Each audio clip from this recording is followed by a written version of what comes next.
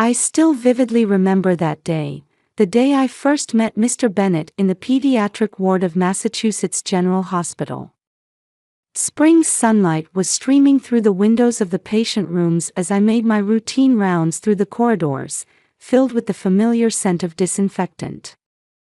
An elderly gentleman in an expensive suit visited one of my critically ill pediatric patients. He was the patient's grandfather, Robert Bennett, who would later become my father-in-law. That evening, when his son Michael came to visit, we exchanged words for the first time. He greeted me, in my nurse's uniform, with a natural, warm smile. "Nurse, my father told me about you. Thank you so much for taking such dedicated care of my grandfather." He spoke to me in a gentle tone, quite different from his father's stern demeanor, with a smile that radiated warmth. His eyes held a kindness that respected others as equals. That was our beginning. My courtship with Michael was like something out of a movie. Despite his prestigious position as a senior engineer at a Google-affiliated company, he was surprisingly humble and treated me, a nurse from a middle-class family, with genuine respect. On weekends, we would stroll through the Boston Museum of Fine Arts and the Public Garden, and attend classical concerts in old churches. However, the first shadow fell over our happiness when I met his mother. In the quiet residential area of Chestnut Hill, a Victorian mansion stood with dignified elegance beyond a garden where magnolias bloomed in full glory.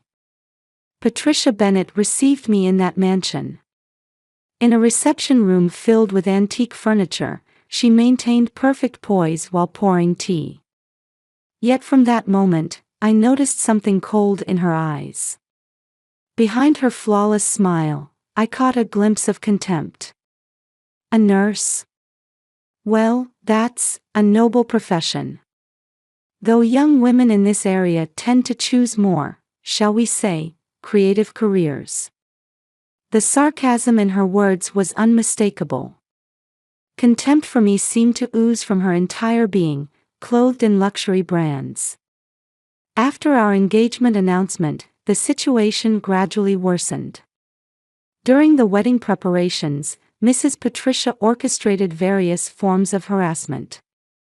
Most memorable was on our wedding day when she had arranged for the venue staff to mistake me for a cleaning lady. The staff looked utterly confused when they saw me in my white wedding gown. Nevertheless, our wedding was beautiful. At St. Thomas Church in Chestnut Hill, bathed in spring sunlight, we exchanged our vows of eternal love. Light streaming through the stained glass windows seemed to bless us as we stood at the altar. However, the real trial came afterward. My mother-in-law's reaction when I announced my pregnancy still pains my heart. We sat across from each other at her luxurious dining room table. "Oh my, carrying my grandchild. Are you quite sure?" It didn't take long to understand the implication of those words. Soon after, rumors about me began circulating in Chestnut Hill's social circles.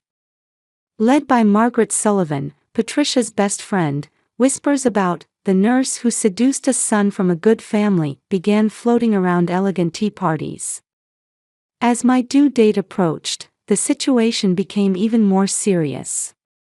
On the day of my baby shower, my mother-in-law suddenly claimed illness and didn't attend. I later learned she had been enjoying lunch with friends at the country club that day. Photos had been posted on social media but were quickly deleted.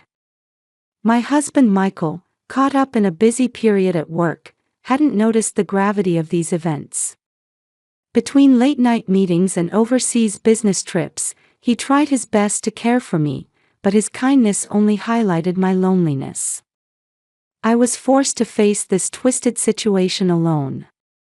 The day I first held our daughter Emily in my arms at the hospital, I made a vow. I would protect this child from any form of discrimination. Her brown hair and blue eyes were proof of our love. However, that resolve would be tested sooner than I expected. That Sunday morning began with gentle spring sunshine. Cherry blossoms and dogwoods were in full bloom along the tree-lined streets of Chestnut Hill, and white magnolia flowers swayed in the breeze in the garden of the old Bennett family mansion. Holding Emily, I hesitated for a moment at the entrance. Looking up, the elegant Victorian building seemed to loom over me intimidatingly. The heavy wooden door with its brass knocker gleamed, telling tales of the house's history. "Welcome, Jennifer." Patricia opened the door with a perfect smile. She wore a Carolina Herrera two-piece suit, specially ordered for today, with a Van Cleef and Arpels necklace sparkling at her throat. Her bearing was as elegant as if she were gracing the cover of the Social Register. About 30 guests had already gathered in the reception room. The cream of Chestnut Hill society was elegantly sipping champagne, surrounded by antique furniture. Under the large crystal chandelier hanging from the ceiling, vases filled with spring flowers scattered light across the tables. "Oh, so this is the baby everyone's been talking about." Margaret Sullivan approached, dispensing false pleasantries. Her eyes examined Emily as if appraising an unusual exhibit. "Does she really look like Michael?" Small laughs rippled through the room at her words. I held Emily closer to my chest, instinctively protecting her from the deliberate malice. The party proceeded with superficial elegance. Exquisite hors d'oeuvres were served one after another, accompanied by fine wines and impeccable service from perfectly trained staff. Yet beneath this refined atmosphere, something cold always lurked. The gift-giving ceremony began. A Hermès baby blanket, a Tiffany silver spoon, a Ralph Lauren baby clothing collection. Each gift seemed to proclaim the social status of its giver. Finally, Patricia stood up. "This is my special gift." She presented a small box tied with a blue ribbon. The room's atmosphere seemed to freeze for a moment. "Go ahead, open it." My hands trembled. Inside the box was a pink cat collar with a Tiffany charm, clearly expensive, but its meaning was cruelly clear. "Oh, isn't it perfect?" Patricia's voice rang through the reception room. "After all, this child is the offspring of a stray cat my son picked up, isn't she?" Malicious laughter filled the room. Before my eyes, Patricia brought the collar close to Emily's neck, her gestures almost like someone petting a real kitten. "Please stop." My voice trembled.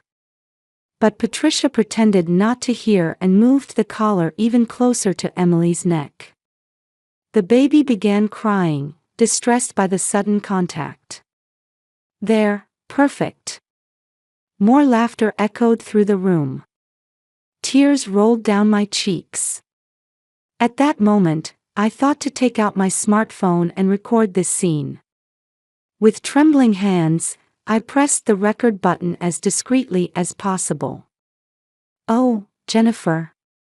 Why are you crying? Can't you take a joke?"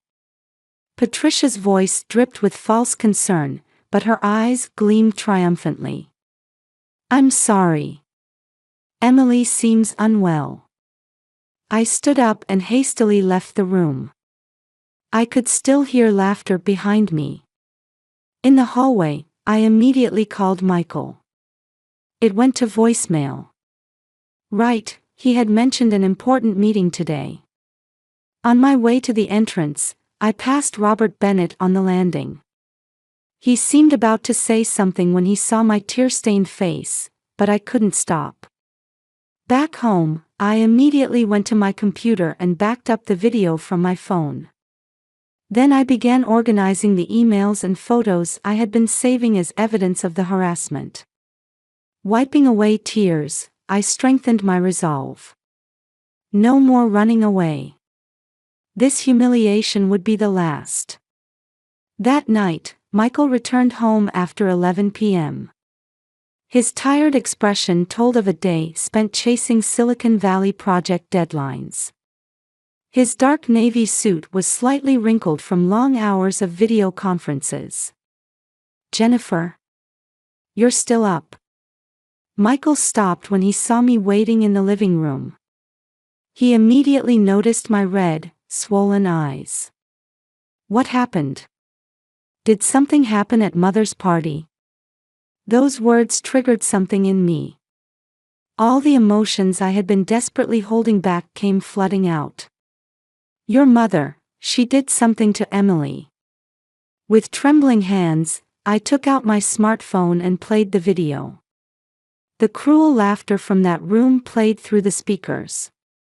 The screen clearly showed Patricia bringing the cat collar close to Emily's neck. The color drained from Michael's face. He sat down slowly on the sofa, his eyes fixed on the screen. "Is this some kind of joke?" His voice betrayed the confusion of someone confronted with an unbelievable reality. "This is no joke. This is what your mother did to our daughter in front of 30 people today. But this is just the tip of the iceberg." I opened my computer and began showing him the evidence I had collected. Harassing emails from before the wedding. Deliberate spread of rumors in social circles. The baby shower incident. All organized chronologically in folders that opened one after another. Why didn't you tell me before?" Michael's voice shook.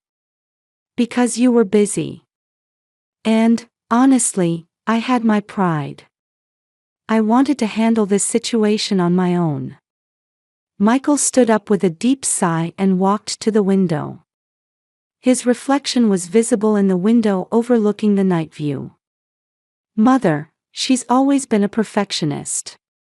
I knew she was overly concerned with family background, education, and social status, but I never imagined it would go this far." He turned back and looked straight into my eyes. "Jennifer, I'm so sorry. I should have noticed. I failed to protect my wife and daughter from this treatment." His words brought fresh tears to my eyes, but this time they were tears of relief. "But that's enough. I can't stay silent anymore." That collar was the final insult. Michael nodded slowly. "Let's go see Father tomorrow. Father he'll make the right decision." That night, we talked for a long time. By Emily's bedside as she slept, we planned our next steps. Occasionally, we could hear the baby's peaceful breathing. Each time, it renewed our determination. The next morning, in the car heading to Robert Bennett's law office, Michael spoke quietly. "Mother needs to change. If she won't, then we need to change the definition of family." The morning sun reflected brightly off the skyscrapers in Boston's financial district. Robert Bennett's office was on the top floor. In the reception area filled with the rich scent of leather, the secretary announced our arrival. "I've been expecting you." Robert Bennett received us in his spacious office surrounded by large windows. Dressed in a navy Brooks Brothers suit, his expression suggested he had already sensed something. "I've already heard about yesterday's incident from Margaret Sullivan's daughter. She was deeply ashamed of her mother's behavior." He had already begun taking action before we showed our evidence. As expected of a senior partner at a major law firm. His efficiency gave me some comfort. However, I didn't expect this much evidence. Robert's expression grew increasingly stern as he watched the video. "This is clear psychological abuse. Against a 2-month-old infant, no less." He sighed deeply and took a photograph from his desk drawer. It was a photo of a younger Patricia. She always had a tendency to demand perfection. But that was also a reflection of her own insecurities. I've heard her mother was similar. I leaned forward at those words. You mean, this has been a generational issue? Yes. The values peculiar to high society have been passed down in a distorted form through generations. But that's no excuse. Rather, we must break this cycle now. Robert stood and walked to the window. Looking down at Boston's cityscape, he spoke his decision. From today, we begin concrete action.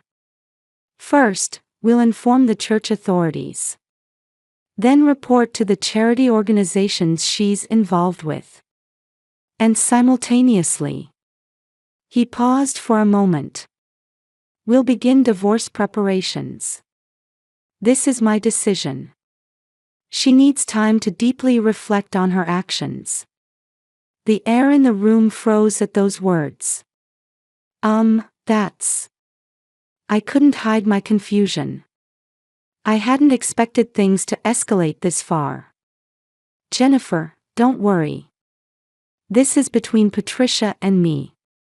It's also my responsibility for pretending not to notice for so long. Robert's voice carried firm resolve. However, there's something we need to do first. Call an emergency family meeting. Patricia needs to understand the gravity of her actions. He returned to his desk and called his secretary on the intercom. Prepare the conference room immediately. I'll contact Patricia directly. After hanging up, he turned to us. This will be a difficult time. But remember this. This decision is also for Emily's future. I don't want her to inherit these distorted values. A heavy atmosphere hung over the top floor of the skyscraper housing Robert Bennett's law office. The main family members had already gathered in the conference room. The first thing that caught my eye was Patricia's clearly distressed state, unusual for someone known for her graceful composure. She couldn't hide her confusion at her husband's emergency summons, and even her usually perfect makeup seemed slightly disheveled. What is this meeting for? So early in the morning. Her voice held a hint of anxiety beneath its usual arrogance. You'll know soon enough. Robert's voice was cold. He sat at the end of the large conference table, reviewing documents. Family members arrived one after another. Patricia's sister Elizabeth, her brother James, and Robert's brother Richard. All took their seats, unable to hide their agitation. Michael and I were directed to sit next to Robert. From the conference room windows, Boston's cityscape spread out before us. Church spires were visible through the morning haze. Somewhere, church bells struck 9. Let's begin. Robert stood up. He took a tablet and projected an image onto the wall screen. Patricia, could you explain this? The screen showed footage from that Sunday's party. The audio began playing through the room. Patricia's cruel words, the surrounding laughter, and the babies crying. This can't be. The color drained from Patricia's face. Wait, this was just a joke. Everyone was laughing, weren't they? A joke? Robert's voice resonated deeply. You call psychological abuse of a 2-month-old infant a joke. He manipulated the tablet further. The screen displayed evidence of past harassment, one after another. Emails, social media posts, secretly taken photos. All organized chronologically. Were these all jokes too? But she. Patricia pointed at me. She's not of our class.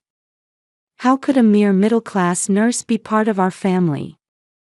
Silence. Robert's angry voice echoed through the conference room. Everyone held their breath. That statement just made everything clear. Your deep-rooted discrimination. He took out some documents. This is a divorce mediation application. I've already consulted with lawyers. What? Patricia's voice trembled. And these are copies of reports to the board. More documents were presented. A demand for resignation from the Boston Ladies Charity Foundation presidency. Notice of removal from the St. Thomas Church Board. And... Wait!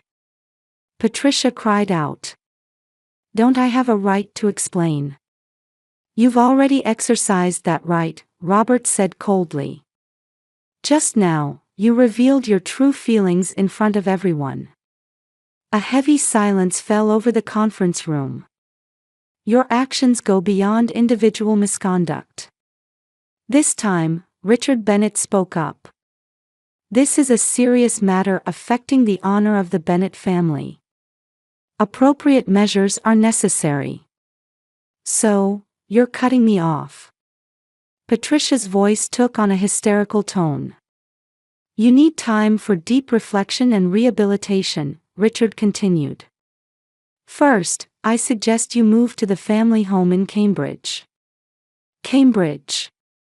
But that old house. You have no choice, Robert interrupted. The arrangements with the moving company are already made. At this point, Elizabeth quietly spoke up. Patricia, you've always sought perfection too much. Just like Mother. Liz. Even you. But this time you went too far. A baby? To be so cruel to a 2-month-old baby. Tears welled up in Elizabeth's eyes. We received similar treatment from Mother. But to repeat it with the next generation. Her words changed the atmosphere in the conference room. Family members who had been silent began speaking up. The darkness carried by generations of Bennett women gradually came to light. That's exactly why, Robert raised his voice. We must break this chain now. He stood and walked to the window. Patricia, you have two choices. One is to accept all these measures and walk the path of rehabilitation while receiving counseling. The other is all-out confrontation. But in that case, we won't hesitate to take legal action. We have plenty of evidence of abuse. You mean, criminal charges? Patricia's voice was like a shriek. That depends on your choice. At this moment, something unexpected happened. Michael, who had been sitting quietly, suddenly stood up. Mother. His voice was filled with sadness. I love you. But if you're not willing to change. He placed his hand on my shoulder. I will fully support Father's measures to protect my family. This might be my final act of filial love. At those words, Patricia's composure crumbled. For the first time, she began shedding real tears. Michael. I. She suddenly turned to face me. Jennifer. But the words wouldn't come. Instead, she began sobbing violently. The heavy atmosphere in the conference room gradually began to shift. Outside the window, a ray of light began breaking through the clouds. Robert slowly began gathering the documents. Let's confirm the decisions. Patricia will move to the family home in Cambridge. She will immediately resign from all social positions. She will receive counseling twice a week. For 6 months, she will be prohibited from meeting Emily. Any contact after that will depend on the counselor's judgment. Are there any objections? Everyone in the room quietly nodded, each carrying their own thoughts. After the meeting, I found myself alone with Robert in the hallway. Are such severe measures really? Jennifer, he smiled gently. Sometimes we must hurt those we love to save them. That's what real family means. I nodded deeply at his words. Outside the window, spring sunlight embraced the city, announcing the beginning of a new season. Change sometimes brings pain. But true healing lies beyond that pain. Our new family story was about to begin. About 6 months after that day, the scenery in Chestnut Hill had changed to autumn colors. In the garden of our new home, maple leaves were falling, and warm afternoon sunlight streamed in. Emily was now 8 months old. She lay on a baby blanket in the garden, reaching for the colorful fallen leaves with an innocent smile. Her brown hair had grown a bit longer, and her blue eyes sparkled with curiosity. Watching her smile makes everything feel worthwhile. I turned at Michael's voice behind me. He had been working from home more often lately. Even after his promotion to new project leader, he chose to prioritize time with his family. How was the counselor's report today? Michael let out a deep sigh. Mother is changing, little by little. Especially, she's finally starting to face the root causes of her behavior. Patricia had been living quietly in the family home in Cambridge. The twice-weekly counseling sessions had apparently become a major turning point for her. Last week, I received a letter from Mother. Michael pulled an envelope from his pocket. On expensive stationery, Patricia's neat handwriting formed the words. For years, I've avoided facing the darkness within me. I unconsciously accepted the values inherited from my mother as absolute, unable to recognize their distortion. The letter contained her first sincere confessions. Through counseling, I'm beginning to understand how cruel and inhumane my actions were.